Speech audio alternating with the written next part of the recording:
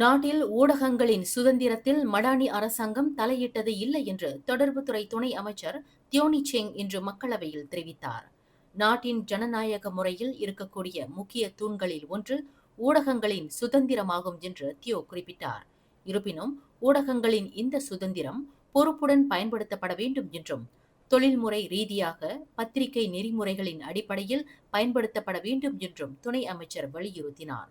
தலைவர்களையும் அரசாங்கத்தையும் இழிவுபடுத்தும் ஊடகங்களை கட்டுப்படுத்த முடியவில்லை என்ற குற்றச்சாட்டுகளிலிருந்து அதன் தோற்றத்தை பாதுகாக்க அரசாங்கம் மேற்கொண்டு வரும் நடவடிக்கைகள் குறித்து மக்களவையில் Barisan Nasional Simpang Renggam MP Datuk Seri Hasni Mohammad எழுப்பிய கேள்விக்கு பதிலளிக்கையில் துணை அமைச்சர் மேற்கண்டவாறு கூறினார்.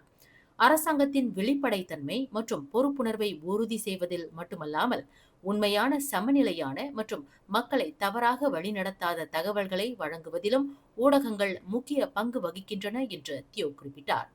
ஊடக சுதந்திரத்தை அரசாங்கம் ஒருபோதும் மறுத்தது கிடையாது.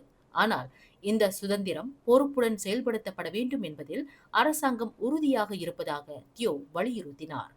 ஊடகங்களின் நெறிமுறை மற்றும் தொழில்முறை தரங்களை உறுதி செய்வதற்காக மஜ்லிஸ் மீடியா மலேசியா எனும் 2025ஆம் ஆண்டு மலேசிய ஊடக மன்ற சட்டம் இயற்றப்பட்டிருப்பதையும் துணை அமைச்சர் சுட்டிக்காட்டினார். மேலும் செய்திகளை தெரிந்து கொள்ள கீழே இருக்கும் பெல் பட்டனை அழுத்துங்கள். உங்கள் மகிழ்ச்சியை வெளிப்படுத்த லைக் மற்றும் ஷேர் செய்யுங்கள். தொடர்ந்து திசைகளோடு இணைந்திருக்க சப்ஸ்கிரைப் செய்யுங்கள்.